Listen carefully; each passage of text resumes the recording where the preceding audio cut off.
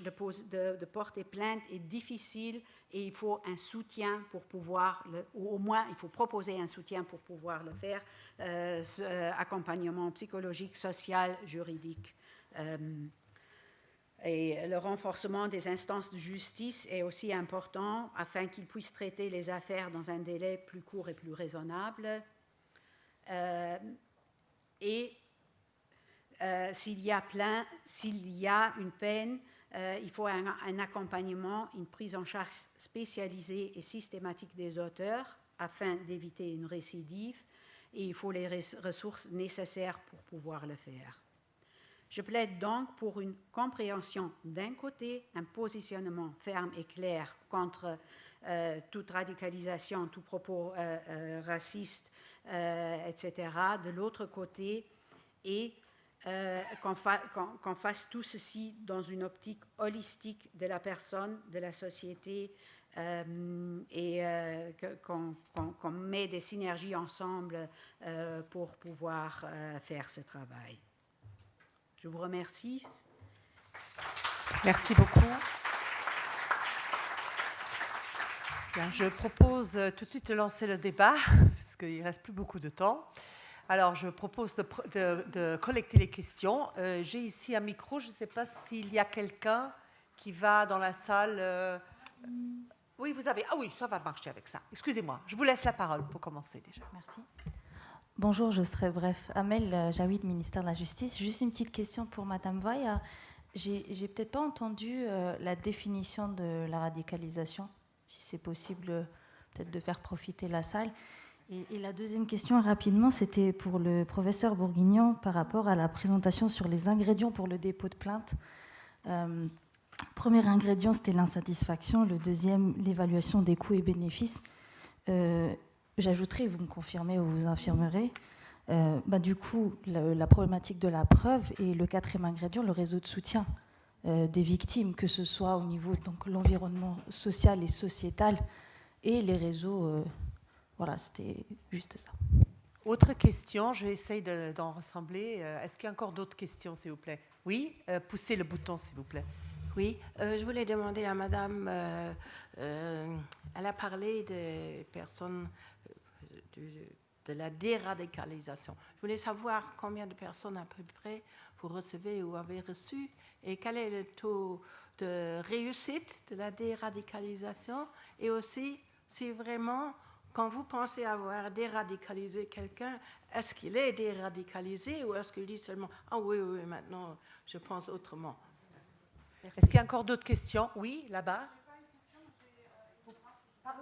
Parlez dans le micro. Il y a une remarque que j'aimerais bien faire. Oui, faites-la. Essayez d'être tout de même brève. Merci. C'est déjà par rapport aux commentaires qu'on est tous racistes. Je ne pense pas, quand on dit ça, qu'on est tous racistes, qu'on n'a pas compris le problème de racisme qui est en effet un problème économique. Donc, on a aussi parlé du rapport Being Black in Luxembourg. Donc là, on ne prend pas en compte qu'en fait, des 17% des gens qui vivent en dessous du seuil de pauvreté, il y a 71% qui sont afrodescendants. Ce que j'ai remarqué, en fait, c'est il y a souvent, donc, je vais être peut-être un peu radicale dans ce que je vais dire, mais je remarque souvent dans ces conférences contre le racisme qu'il n'y a pas beaucoup d'afrodescendants qui font des présentations. Ce qui me trouble un peu, c'est dans quand il y a des problématiques des femmes, on n'invite pas les hommes pour venir parler des problèmes des femmes. De même, quand il y a les problèmes avec les juifs, on n'invite pas les nazis ou les gens qui disent les antisémites. Donc aussi ici, ce serait gentil aussi qu'un jour, on puisse inviter des afrodescendants de parler sur les problèmes des afrodescendants, parce que là, honnêtement, moi, je m'identifie avec aucune des présentations. Voilà, c'est tout. Oui, merci. On a bien pris note. Je pense que quelqu'un des organisateurs pourront réagir, du CEFIS ou du LISER. Je laisse encore, oui, Myriam. Allô, oui, bonjour. Donc, Myriam Abayette de Fincapé. J'aurais quelques remarques à faire par rapport, tout d'abord, le rapport de M. Merckx, qui fait écho aux expériences de terrain de Fincapé. Ensuite, je voulais aborder un sujet qui n'a pas du tout été abordé ici d'un point de vue psychosocial, c'est celui du trauma racial, qui a été conceptualisé il y a quelques années. Donc, il y a aussi Robert T. Carter qui a réalisé aux États-Unis, par exemple, une enquête pionnière sur le trauma racial qui s'apparente justement à un trauma post-traumatique. Et je pense que vous avez pu avoir un petit résumé ici aujourd'hui, parce qu'on a été on a été un petit peu traumatisés sur ce coup, certains propos, une énonciation ventriloque qui a été faite, qui a fait écho à nos propres traumatismes. Et donc, Robert T. Carter réalise une enquête pionnière sur le trauma racial à l'aide de questionnaires comportant des exemples réels d'expériences de discrimination pour indiquer si les personnes racisées en question avaient été confrontées à ces discriminations et évaluer ainsi le niveau de stress. C'est un concept qui a été conceptualisé en 2013 et j'aimerais peut-être dire qu'ici au Luxembourg, ces institutions en aide aux victimes de discrimination, c'est-à-dire un accompagnement psychologique, psychosocial, sont absolument inexistantes ici au Luxembourg et qui laissent les personnes concernées, il peut s'agir d'enfants, il peut s'agir d'adolescents aussi souvent en quête d'identité, qui sont perdus, qui subissent des discriminations et du racisme à l'école, mais aussi également des adultes, tout comme nous, notamment aussi également les militants qui sont sur le terrain, qui sont concernés, et qui ne sont pas capables d'avoir un accompagnement ou, psychologique à ce niveau-là. Voilà. Merci beaucoup. Donc je propose maintenant qu'on donne la parole. Oui, alors je vais prendre encore la dernière, parce que je trouve que la salle doit prendre la parole aussi, donc c'est important. Oui, excusez-moi, oui, j'ai eu le réflexe maintenant. Bien sûr, mais donc, rapidement. Oui, mais très rapidement. Tout, merci pour les présentations. Donc, juste comme ça, à propos de ce que tu viens de dire aussi, donc cette idée de sommes-nous tous racistes ou peut-être personne n'est raciste, mais il existe des actes racistes et c'est ça qu'il faut peut-être observer, les actes en soi et tout ce qui engendre cet acte. Et mon commentaire s'adresse à Monsieur Bourguignon aussi par rapport à sa présentation. J'ai eu envie très souvent de faire des commentaires, mais voilà, pas possible. Mais je garde cette question de les femmes qui ont été victimes de discrimination, donc nous toutes, je suppose, et voilà, et bien sûr qu'on définit la question. Voilà, on va dire, c'était un con, monsieur était un con. Et je trouve vraiment que c'est très compliqué de dire qu'il s'agit d'un processus de dévalorisation. J'appelle ça plutôt un processus d'intériorisation, parce qu'on a intériorisé donc voilà, tout le monde comprend ce que je veux dire. Donc, et je trouve que là, malheureusement, et c'est vraiment comme ça, on est dans les limites de la propre discipline, la psychologie sociale. Je trouve que ce sujet ne se prête pas à une discipline unique. Donc forcément, il faut faire appel à une multidisciplinarité. Et donc, j'avoue, je sais que c'est très difficile d'être de ce côté-là. Et il y a ces limites, et il faudrait donc peut-être articuler... voilà, c'était juste comme ça. Bien. Je propose donc aux trois de donner la parole. Donc je vais commencer avec M. Bourguignon parce que je vois qu'il y a tout de même eu pas mal de réflexions, aussi bien au niveau des ingrédients que vous dites, coût-bénéfice, processus d'intériorisation, et aussi sur la réaction de l'approche du trauma racial. Alors, je vous laisse. Pardon, excusez-moi. Oui, alors c'est toujours un exercice difficile de présenter en 20 minutes ce que je présente d'habitude dans un cours de 60 heures. On peut y aller, 60 heures sur l'intégration, l'internalisation du stigma, sur stigma consciousness, stigma awareness, qui sont des concepts qui sont de plus en plus développés depuis 2000, dans les années 2000, qui essayent de traduire justement cette résonance que peut avoir la stigmatisation chez les gens. Ça fait mal. Non, ça fait pas mal. Mais c'est parce que je vois... J'ai vraiment du mal à continuer à vous écouter, honnêtement. En fait, cette conférence a été vraiment traumatisante en tant que personne, en tant que femme racisée. Et alors là, je peux tout à fait comprendre que quand un homme... Qu'un homme blanc majoritaire... Oui, ok, mais ça va, c'est...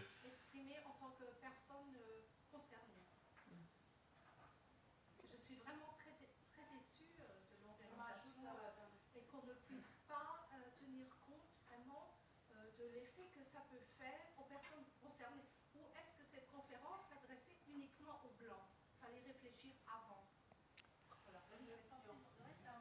Honnêtement, je pense que ici... Oui, je vous avoue que ça dépasse le débat, ma sphère de compétences. Moi, il ne faut pas parler. Non, là, je pense que ça, c'est encore autre chose. Je pense qu'il y a plusieurs personnes qui peuvent parler, et ça, c'est la démocratie. Je pense. Mais je ne parle pas en mon nom, je parle au nom. Vous nous étudiez comme si on était des cas ou des... Alors, je tiens à dire que je fais surtout le reflet d'études oui, sur lesquelles je travaille. Au niveau discursif, effectivement, je trouve que c'est problématique. Vous avez fait appel à l'énonciation ventriloque, c'est-à-dire, j'ouvre les guillemets, vous avez parlé un petit peu à la place des autres, vous avez demandé à des femmes si elles étaient victimes d'agressions sexuelles. Or, vous mettez des femmes en pleine vulnérabilité et ces choses-là se discutent en milieu protégé. C'est extrêmement dangereux de demander à des femmes en public de s'ouvrir et de leur demander est-ce que vous avez été victime d'agressions sexuelles. Je n'ai pas parlé d'agression sexuelle. J'ai parlé de discrimination à l'égard. Mais voilà, donc désolé pour si en tout cas je vous ai choqué ou en tout cas c'était pas le propos. Par contre, je suis tout à fait d'accord avec vous et d'ailleurs j'ai plusieurs étudiantes et étudiants d'origine, mais justement français d'origine afrodescendante ou d'origine maghrébine. Et c'est vrai que ça serait pour moi important qu'il soit à ma place. Et là, je suis tout à fait d'accord avec vous. Je propose, comme il y avait eu la question aussi de l'organisation de cette conférence, comme d'ailleurs de toutes les conférences, et de la présence de personnes qui parlent de quelque chose qu'elles vivent, je crois que c'est une des reproches qu'on vous fait d'ailleurs aussi. Je ne sais pas si le LISER ou quelqu'un du CEFIS voudrait réagir par rapport à cette question qui a été faite. Pourquoi, entre autres, ici à la table, il y a des personnes non concernées directement, en tout cas par la question de la discrimination de personnes afrodescendantes, ce qui n'est d'ailleurs pas l'unique discrimination qui existe, mais c'en est en tout cas une. Est-ce que, je ne sais pas, quelqu'un du LISER ou du CEFIS voudrait réagir? Mais ce n'est pas seulement la présentation de monsieur, c'est la présentation des trois, je pense, qui fait que... Oui, j'ai bien dit les conférences. Je n'ai pas dit qu'aujourd'hui, j'ai bien dit des conférences. OK? Alors, qui voudrait réagir? Moi, je suis la modératrice. Ouais, je peux réagir. Je suis nous sommes une des trois structures organisatrices avec le LISER et avec le ministère de la Famille. J'ai une réponse très pragmatique. On a essayé de trouver des intervenants. Déjà, c'était compliqué. Voilà, je vous déçois sans doute un peu dans ma réponse, mais quand il a fallu trouver des intervenants pour la conférence d'aujourd'hui et celle qui aura lieu en janvier, on a essayé de trouver dans le panel des gens qu'on connaissait. Donc voilà, on a vite fait le tour, on passe de proche en proche, et puis voilà, on trouve des personnes et on est content d'en trouver déjà pour intervenir. Après, je pense qu'il faut venir aux 4 conférences et faire un peu le bilan des 4 conférences. La prochaine conférence porte sur l'aspect culture et éducation. Voilà. Donc là aussi, on essaie de donner la parole à des structures du Luxembourg, cette fois-ci, qui travaillent ces questions-là de culture. Je crois que c'est Ali Bouk qui interviendra. Mais encore une fois, je ne peux pas vous proposer une réponse dogmatique. Hein. Voilà, c'est le fait que nous qui avons choisi d'organiser la conférence 3 et 4, on a essayé de trouver des personnes et on était contents quand elles étaient disponibles à venir au Luxembourg. Voilà. Je ne sais pas si le LISER ou si le ministère veut compléter. Hein. Bon, il n'y a pas de... Bon, est-ce qu'il y a quelqu'un... Oui, oui, il y avait encore une question, Madame Vaia. Je voudrais aussi tout de même laisser Madame Vaia, mais si vous voulez réagir là-dessus, bien sûr, je vous laisse volontiers la parole. Oui, merci de me laisser réagir. Ce n'est pas la première fois que je me retrouve à cette place-ci et que je suis aussi intérieurement assez perturbée et mal à l'aise par rapport à la manière dont ce sujet est traité. Ce que j'aimerais dire, c'est que le thème d'aujourd'hui m'a vraiment ravie. Je me suis dit, enfin, on va parler de ce racisme invisible. Mais peut-être que le mot, ce racisme banalisé, aurait été encore plus proche de ce que je ressens réellement. C'est qu'on a l'impression que voilà, on est tous racistes, donc c'est bon, et c'est pas ce que vous vouliez dire. Je vous ai bien entendu. Personne n'a dit que c'est bon parce qu'on est tous racistes. Mais je pense qu'il manque aussi dans la manière d'aborder les choses de parler du trauma, de parler des conséquences des personnes qui ont subi du racisme et qui le voient se reproduire sur leurs enfants.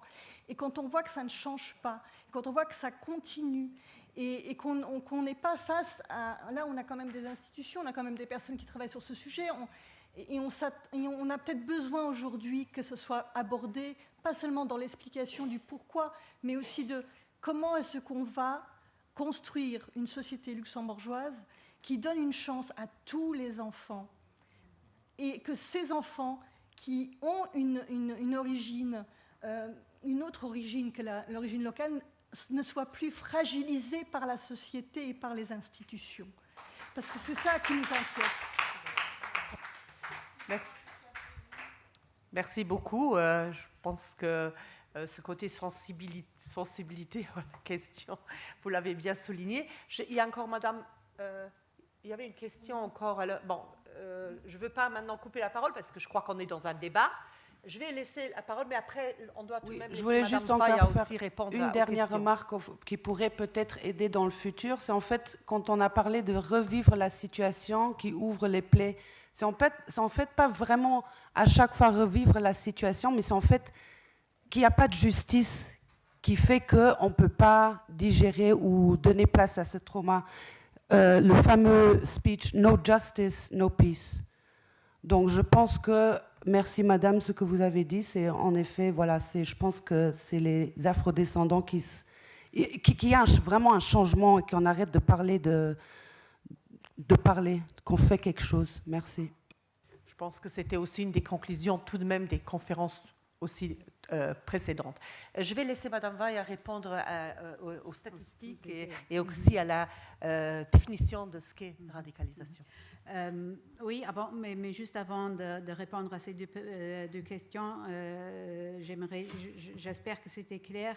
Une de nos revendications centrales est de créer un service spécialisés pour les victimes. Les services existants ne sont pas spécialisés pour prendre en charge, pour accompagner ces traumatismes directs venant d'un acte de discrimination et tout le fin fond d'un trauma racial qui est derrière. Je crois qu'effectivement, ça fait défaut et qu'il faut des synergies au sein de la société civile au Luxembourg pour revendiquer la création d'un ou de plusieurs de tels services s'ils doivent être plus spécialisés. J'espère que c'était clair. Donc, pour revenir aux deux questions qui m'ont été posées, la radicalisation, la définition, on a une définition qui est un processus de radicalisation allant d'une opinion, l'activisme, l'extrémisme, le terrorisme. La radicalisation en soi n'est pas problématique, elle devient problématique au moment où il y a la violence ou la mise en question de la société démocratique qui intervient. Donc pour nous, la radicalisation, soit violente, pose problème, soit la radicalisation qui peut être non violente, donc des mouvements légalistes, soit islamistes, soit extrême droite, qui veulent changer nos sociétés, même de façon sans employer de la violence. C'est une radicalisation problématique dans notre définition. En ce qui concerne les chiffres, on existe depuis 5 ans. Nos chiffres sont encore donc très, très limités. on a des cas de radicalisation vraiment très graves, allant dans la direction du terrorisme. On travaille avec ces personnes depuis 4 années. On est loin d'arriver à la fin, donc aussi loin de pouvoir parler d'une réussite de déradicalisation. La déradicalisation a 2 volets, c'est la distanciation idéologique et la distanciation de la violence. On est déjà très content si les personnes se distancient des aspects violents. On n'est pas là pour changer leur façon d'idée, c'est un effet secondaire.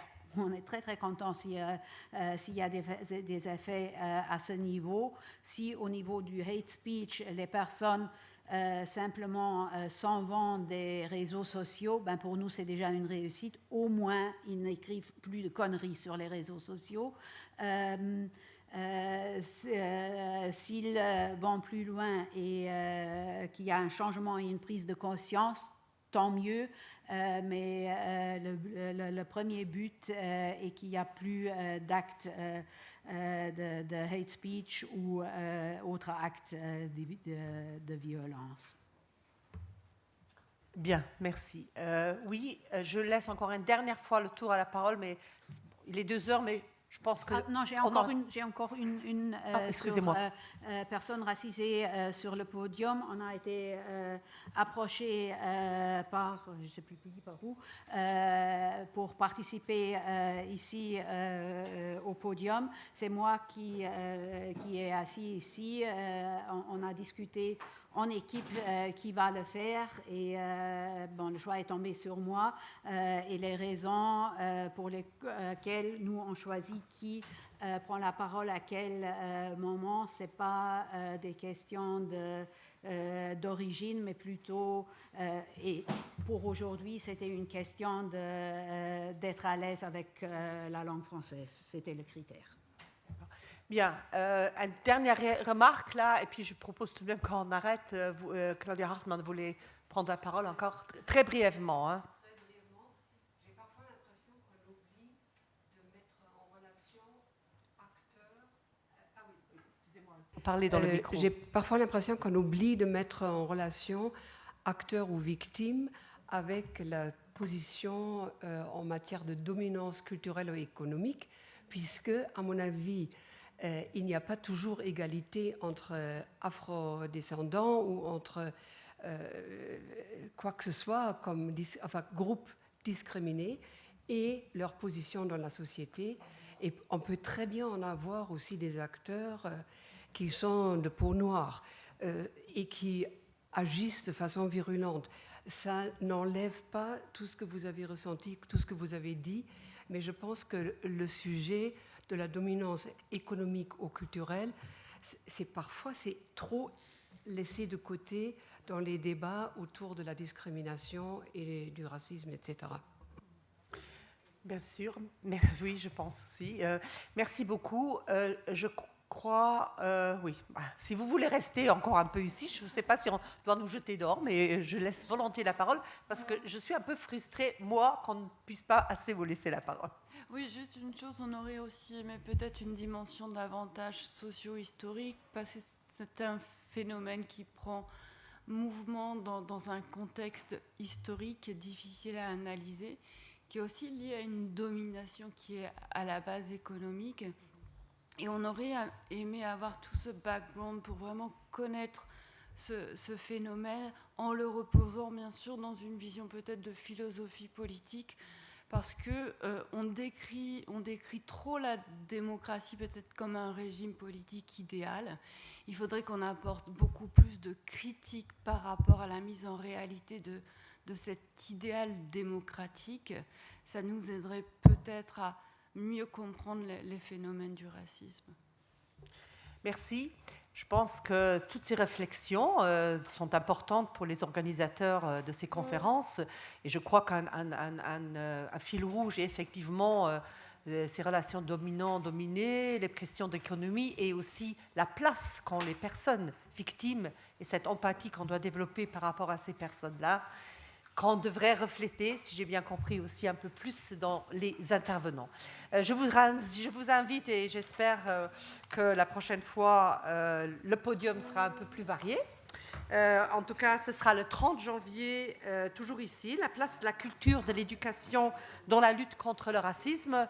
Des éléments très importants dont certains de nos intervenants ont bien sûr souligné.